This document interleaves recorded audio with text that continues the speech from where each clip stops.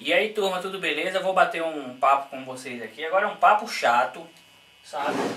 E se você é daqueles caras que é mente fechada, fecha a porra do vídeo, vai pra puta que me pariu, que isso aqui não é vídeo pra você.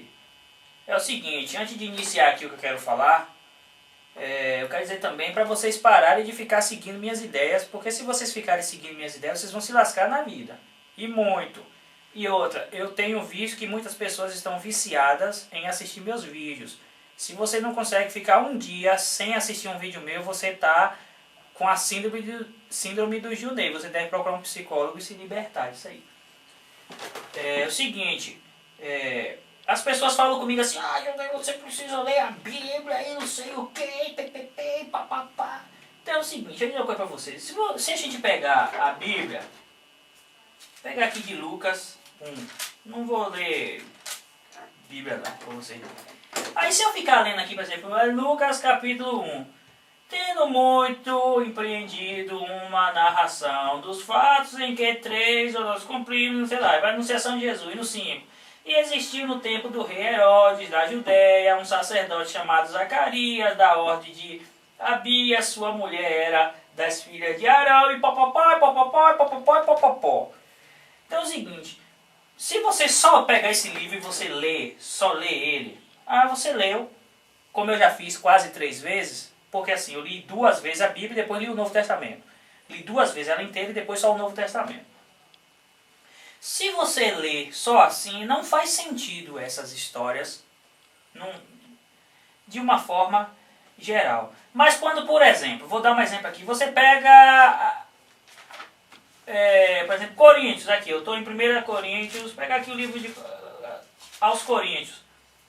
Então, ou seja, quando você lê, por exemplo, Coríntios, aí você lê, aí agora você tem que pesquisar para saber o porquê que a igreja de Coríntios vivia aquela situação, qual era a cultura dele, aonde era localizada, qual era o costume do povo, como ele se comportava, por que Paulo direcionava a eles daquela forma.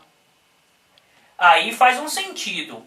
Você lê isso aqui, aí você agora vai para a história e você fica sabendo, aí você descobre que Paulo falou coisas específicas à igreja de Coríntios. Ele não falou para mim. Ele falou à igreja de Coríntios.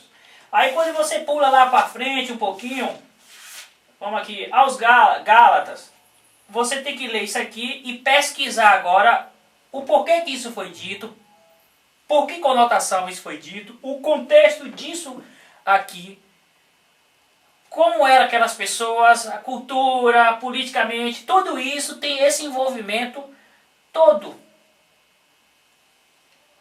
O mesmo acontece quando a gente estuda a história do Brasil, um exemplo.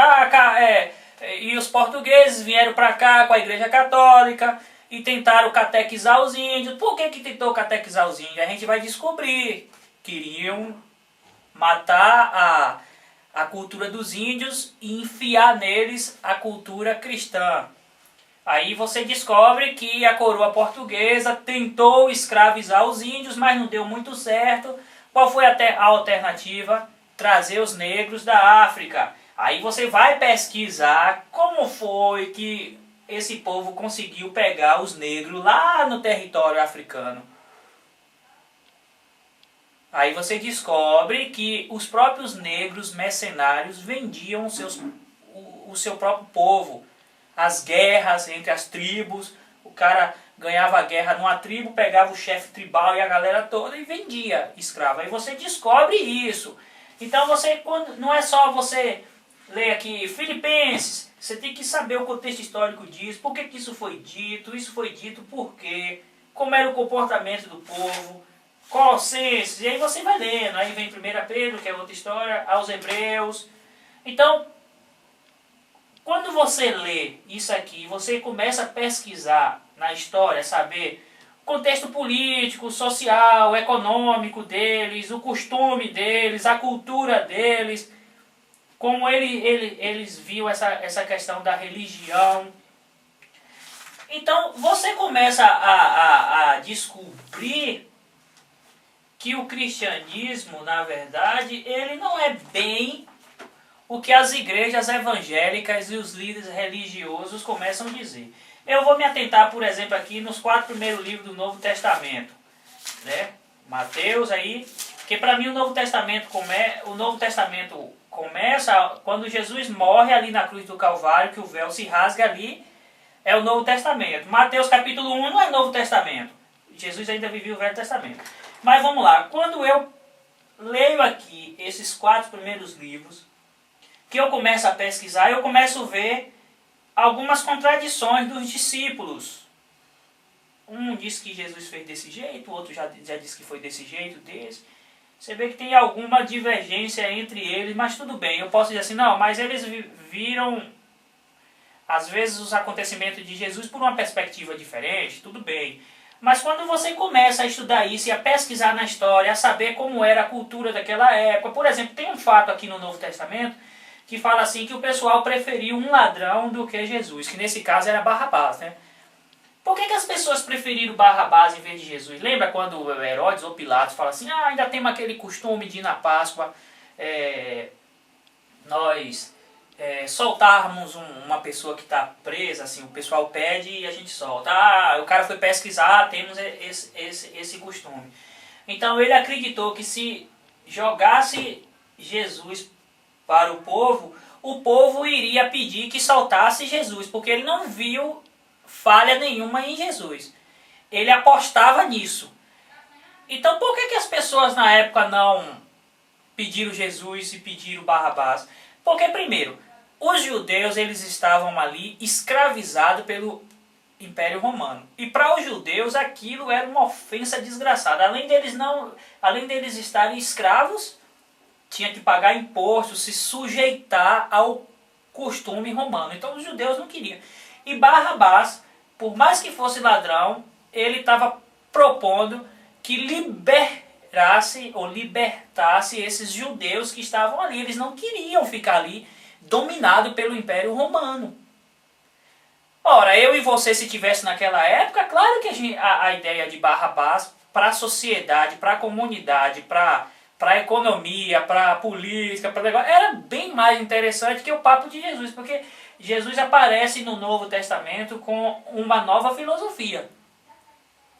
E qual é essa filosofia? A filosofia de Jesus é que nós nos arrependemos dos nossos pecados para que nós pudéssemos voltar para Deus e estar na presença de Deus para adorar. Então, a ideia de Jesus tinha mais a ver com a questão da alma, não mais com a situação física, não com a situação econômica, política, etc, etc.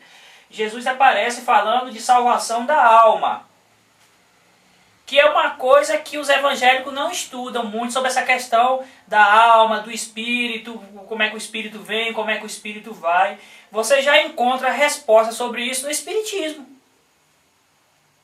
No espiritismo você consegue achar a resposta de onde o nosso espírito vem, para onde ele vai, coisa e tal. Só que os evangélicos não se aprofundam nisso. Só fica assim, eu vou aceitar Jesus e vou fazer essa coisa toda e aí a minha alma não vai perecer no inferno. Pô, mas não se tem pelo menos a curiosidade de dizer assim, poxa, mas espera aí, a minha alma veio de Deus como? E vai voltar para ele? Como é esse negócio? Ora, Jesus falava lembra que ele fala assim, olha, eu vou preparar para vocês um novo corpo, um corpo que não seja corruptível, coisa e tal. Dá a entender que Jesus vai preparar lá em uma outra dimensão. Ele falava muito disso, que ele não era deste mundo, ele era de um outro mundo que tinha a ver com o espírito, com a alma. E ele disse que ele iria preparar para a gente um outro corpo que não tivesse doença, não tivesse deformidade, não tivesse nenhum erro biológico, digamos assim, genético, para a nossa alma habitar. É só vocês lerem que vocês vão encontrar isso. Mas se você pegar aqui e ler normal assim, por exemplo, vou pegar aqui Mateus 8. Descendo ele do monte, seguiu uma grande multidão, que veio um leproso e adorou, dizendo, Senhor, se quiser, pode tornar-me limpo. Aí você lê isso aqui. Essa Bíblia ela tem em vermelho o que são palavras de Jesus, é muito bom para saber, e o que era a argumentação dos outros. Mas você lê isso aí, coisa e tal, não faz muito sentido, mas quando você passa a entender que um leproso era excluído da sociedade, e aí ele viu em Jesus amor, compaixão, aí faz mais sentido você entender isso aí, porque uma das coisas que Jesus mais tinha com as pessoas, principalmente com os pecadores, era amor, compreensão, perdão. Jesus o tempo todo era assim. Então quando você lê isso aqui essas histórias, como eu citei de Barrabás, você entende por que as pessoas pediram Barrabás em vez de Jesus. Então quando você vai para a história e você fica sabendo o costume daquele povo, aí fica fácil entender. E quando você lê toda essa história de Jesus e você analisa o costume dos judeus, o costume do negócio, aí você começa a entender que o Evangelho em Cristo Jesus, ele é suave. Ele não tem esse fardo pesado que as igrejas evangélicas. Porque assim, Jesus ao longo da sua trajetória, que foram 3 anos, quer dizer, tem a adolescência dele, ele chegar até os 30, que não se tem relatos assim. Mas esse período de 3 anos, Jesus anunciou o reino de Deus, anunciou a salvação por meio do amor, do perdão, da compaixão, da tolerância. E a gente vê a igreja evangélica hoje pregando a salvação através do medo. Olha, se você não vir para Jesus, você vai ser morto pelo diabo. Olha, se você não aceitar Jesus, o diabo vai lhe passar a perna. Olha, se você não der dinheiro para a igreja, mamon, se você não der mamon para a igreja, o migrador, o cortador vai acabar com a tua situação financeira. Usa o medo para atrair as pessoas. E isso não é legal. Jesus não atraiu ninguém pelo medo. Jesus atraiu pelo amor. Aí eu fico olhando como é que uma igreja se diz ser igreja evangélica, porque tem como base, dizendo ela, Jesus Cristo, que era o próprio amor de Deus encarnado, e ela trabalha com medo. Ora, nesse vídeo vai ter gente aí tocando terror. Em quase todos os vídeos que eu falo a respeito de Jesus Cristo, sempre aparece alguém tocando terror. Não, isso está errado. Com terrorismo. Turma, o evangelho baseado em Jesus Cristo não tem essa complicação. Principalmente para nós gentios. Se você reconheceu Jesus como Filho de Deus, a obra de Deus, ela foi feita em você. Qual é essa obra de Deus? Jesus. Aí tem uma coisa, eu vou pegar aqui de 4, por exemplo, 20, por exemplo, tem uma coisa interessante. Nossos pais adoraram neste monte, mas vós, os judeus, dizeis que em Jerusalém é o lugar de onde se deve adorar. Disse-lhe Jesus, mulher, crer-me, a hora vem em que nem neste monte, nem em Jerusalém adorais ao Pai. Vós, samaritanos, adorai quem não conheceis. Nós adoramos quem nós conhecemos, pois a salvação vem dos judeus. Mas vem a hora, e já chegou, em que os verdadeiros adoradores adorarão o Pai em espírito e em verdade. Pois o Pai procura tais assim que o adore. Deus é espírito, e importa que os que o adorem em espírito e em verdade. Deixa eu procurar o outro aqui da obra de Deus aqui que os discípulos perguntam assim, mestre,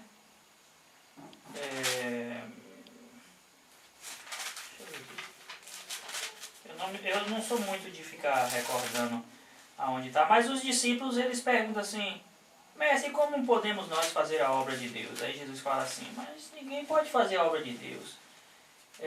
Só quem pode fazer a obra de Deus é o próprio Deus, né? E aí Jesus explica que a obra de Deus é crer em quem Deus ao mundo não para condenar-se o mundo, mas para que o mundo fosse salvo por ele. Então você vê a ideia aqui, porque Deus amou o mundo de tal maneira que deu seu Filho unigênito para aquele que nele crê não pereça, mas tenha vida eterna. Por exemplo, aqui Deus está abrangendo para todo mundo, né? Porque Deus amou o mundo de tal maneira que deu seu Filho unigênito para que todo aquele que nele crê não pereça. Então qualquer pessoa que venha crer em Jesus não pereça, mas tenha a vida eterna.